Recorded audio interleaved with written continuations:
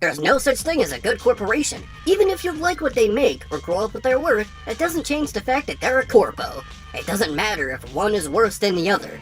Being the lesser evil is still evil. You're allowed to put your hard-earned money into whatever you like, but please, at least be mindful and do proper research before doing so. Happy Halloween, everyone, and welcome to my show.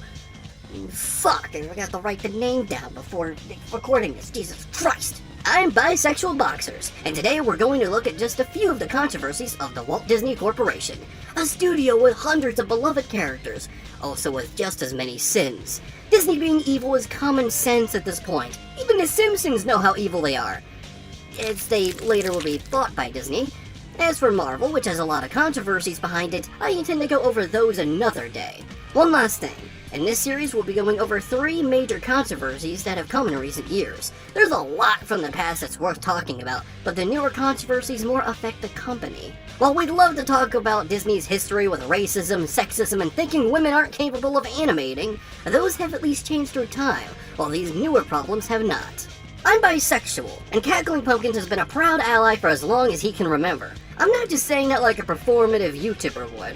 If you look in the Jetray Archive, a series that compiles our old content dating as far as 2008, you can find evidence of our support with an attempted campaign using the game Super Smash Bros. Brawl that started in 2010. It didn't get much support or really go anywhere, but our support for marginalized groups has never changed.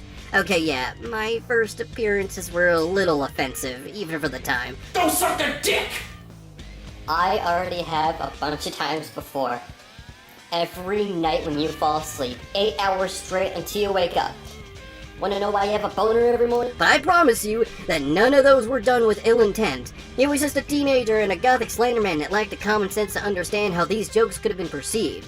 But it's been a decade, and we've grown past that. But let me ask you an honest question.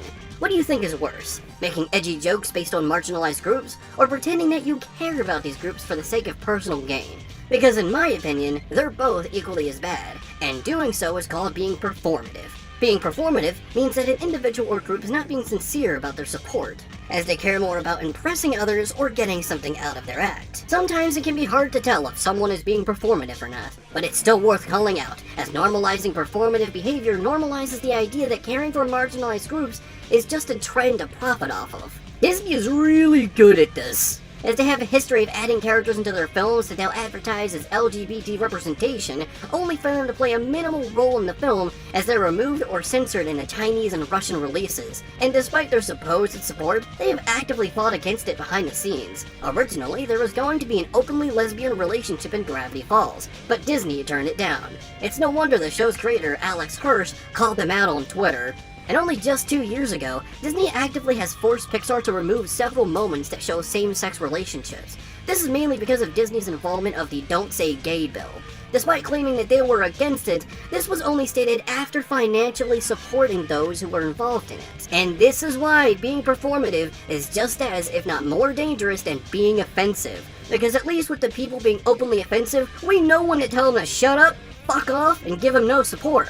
While those who are performative could potentially trick too many into supporting them. If that's not bad enough for you, what the hell's the matter with you? That's already fucked up. How about Disney's soulless live-action remakes and how Mulan was filmed by a Chinese concentration camp located in Xinjiang? Did I pronounce that right? Am I being accidentally racist? I'm sorry. These camps have been operational since 2017 and have imprisoned millions of Turkic-speaking Muslims and other ethnic groups in China, some being taken with no trial or even charges against them. The movie was being filmed in 2018. During this time, it was believed that between 1 to 3 million people were forced into these camps. When the film released in 2020, this number was confirmed to be around 1.8 million. All this just for a movie that wouldn't even get a theatrical release due to the lockdown caused by the COVID-19 global pandemic, and despite Disney's persistent bootlicking of China, the movie was perceived poorly in the country due to the film having more of a Western view of Chinese culture and its portrayal of Qi, which is a traditional view of martial arts and Chinese medicine, but in the film it's used as a supernatural power. Lastly, let's talk about an issue that has enough evidence that dates back to decades. Many people have already seen the Nickelodeon Nickelodeon documentary Quiet on Set about Dan Schneider and the unhealthy work environment of their live-action sitcoms. But don't be fooled, Disney is also just as guilty as Nick when it comes to abusing child actors. Let's start with Miley Cyrus, the main star of Hannah Montana, who as early as 13, she would have to deal with a constant busy schedule. There was constant work for the show, and just like how the show was about a teenage girl living a double life as a superstar, Miley would also have to perform at concerts as Hannah in real life. A normal schedule for her back then would start at 5:30 a.m. and end around 7:30 p.m. She would regularly have to work 10 to 14-hour work schedules, which caused her to develop several anxieties related to work. Even when she wasn't working, she would still feel anxious. Demi Lovato, who would star in several Disney Channel original movies and series, such as Sonny with a Chance and Camp Rock, have also come out about the hostile mousetrap. She too faced a similar schedule that Miley had gone through. These are both ironic when you consider that in 2008, around the time that both were working at Disney, the animated film Bolt released. The film had many moments pointing out and even criticizing the hostile nature of Hollywood and how poorly child stars are treated. Guess they didn't mean any of that. Classic performative Disney. Raven-Symoné, the star of That's So Raven, would have to deal with blatant racism during the production of the show. Ironic considering that the show had several episodes discussing racism. Raven would regularly tan during the production of the show, but one set she was told by the crew to stop tanning as they didn't like how dark she was getting, and they would need to relight the show. Because apparently, the black community are only allowed to be a certain level of black. And that is literally a Family Guy joke, I am not even kidding. And what's even more ironic is that Disney now owns Family Guy, what the fuck? This is only just 3 cases, but the next time you hear someone say, Disney stars always go crazy, just remember that we'd all be crazy if we had to go through this as kids.